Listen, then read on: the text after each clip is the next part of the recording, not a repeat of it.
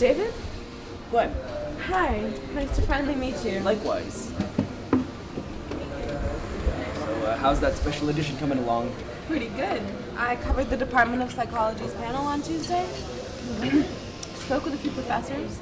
Even met with the city councilor responsible for the events this weekend. You're taking this seriously, aren't you? You bet. Now all I need is an authentic voice to sum it up.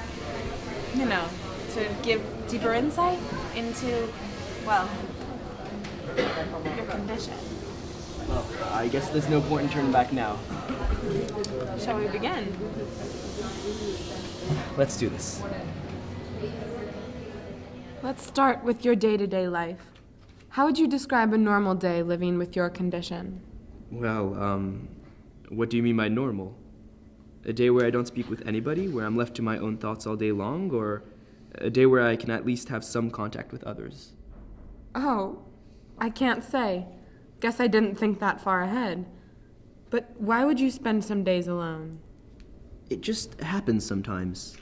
On most days, I do get the chance to discuss with others and enjoy my time with them, even though I might not be the most outgoing guy to hang out with. And on other days, you're more... Solitary. Yeah. And when socializing doesn't work out for me and I'm left alone with my own thoughts, it's usually bearable, but sometimes it can just be dispiriting. Don't get me wrong, I usually cherish my alone time, as do most people with my condition. Aside from a few bad days here and there, I really appreciate it. It gives me the chance to do what I do best. And what do you do best? Imagining stories, crafting them, journeying off into distant worlds only I can visualize. Can you describe those worlds of yours? They're alien or familiar, fiery or tranquil, filled with life or consumed by darkness, whatever my mind comes up with. So, you're a strong creative type, aren't you? Obsessively. I can focus on the tiniest detail in an idea and channel them into a vast story framework all the time, as if my brain was in constant implosion. It sounds like both a good and bad thing. No, believe me, it is. Extremely fulfilling, but in a way, pretty frustrating at times. Like I'm the only one capable of really understanding what goes on within those worlds. So, you have trouble expressing yourself to others. It happens.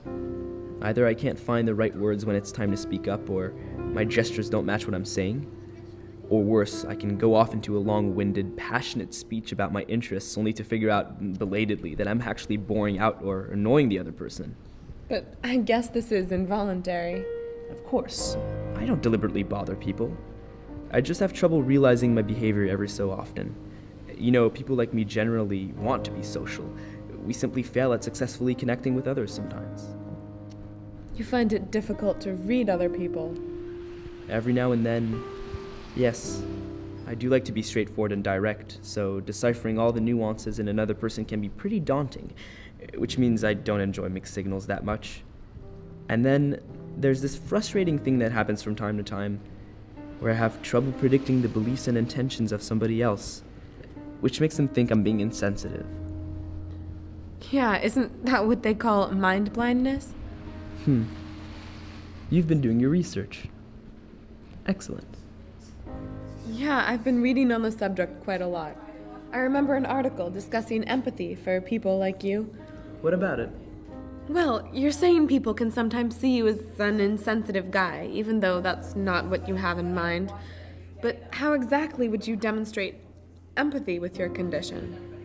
Well, there is indeed a common misbelief about people like me not being capable of emotion or empathy, but that's just a stupid myth.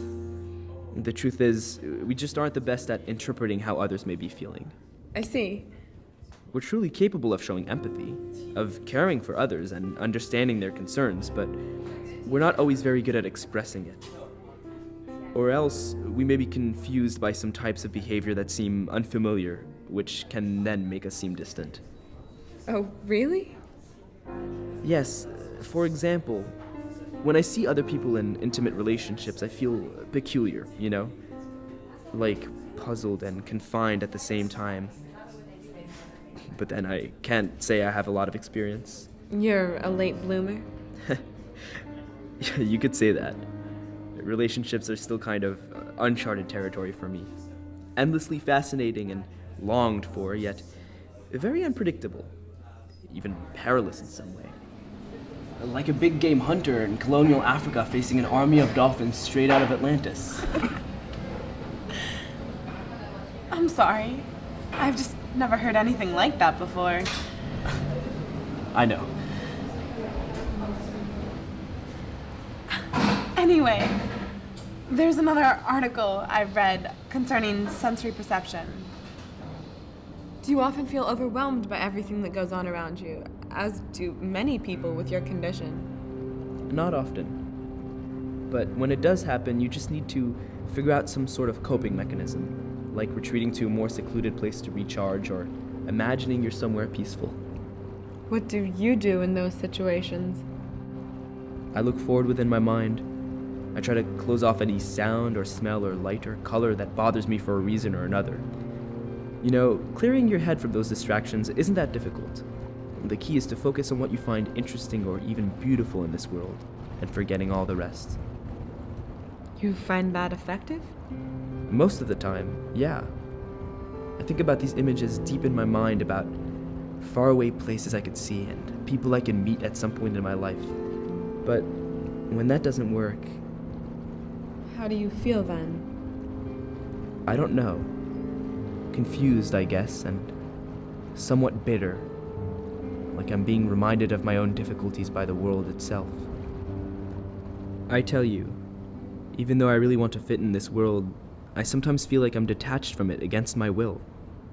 Like I'm on the outside looking in. You know what I mean? I see. I mean, don't get me wrong, I don't have the tendency to complain. But still, sometimes that feeling is a pain. What feeling exactly? Disconnection. Unwanted distancing from other people. The inability to think or feel like most of society is seeing others succeed in facets of their lives that I'm still trying to work out. Interesting. Luckily enough, the feeling doesn't seep into my head that often. On most days, it's just a nagging phantom in the back of my mind. We all have our own ghosts, after all. Right? At least mine isn't too overbearing. Not to be rude, but are we done here? I have to get to my job pretty soon. Don't worry, we're almost done. All that's left is one final question. A more personal one. And what is that? Well, there's another piece I read about trust and well-being around others for people with your condition. And, well, with all the things we just talked about, I have to ask, how do you feel about telling me all this? What do you mean? Well, are you happy or indifferent or uneasy about sharing all this with me? I mean, since we don't know each other that well, I'll only use this stuff to write my article in full confidentiality, but on a more personal level. Don't worry, Gwen. I trust you. I'm happy to share this with you. I know you'll use it wisely. How can you be so sure? I can feel it in your eyes. Those beautiful, sincere eyes. They tell me I can trust you.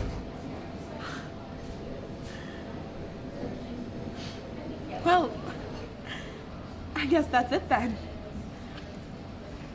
Thank you for your time.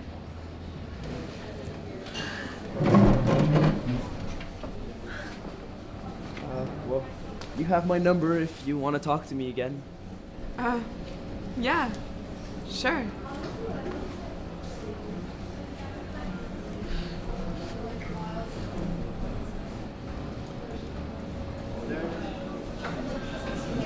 Have a lovely day, Gwen.